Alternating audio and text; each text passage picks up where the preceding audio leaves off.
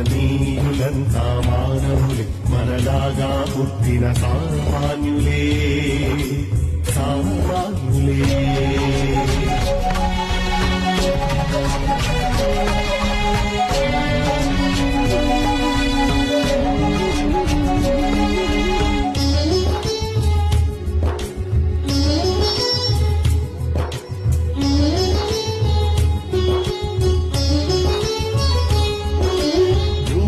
చీల్చే పసిరికలు నా ఓటమి భయమే లేదు సోదర, నిక్కరమెంతో చిన్నది చూడర, బండను సైతం చీల్చును సోదరా.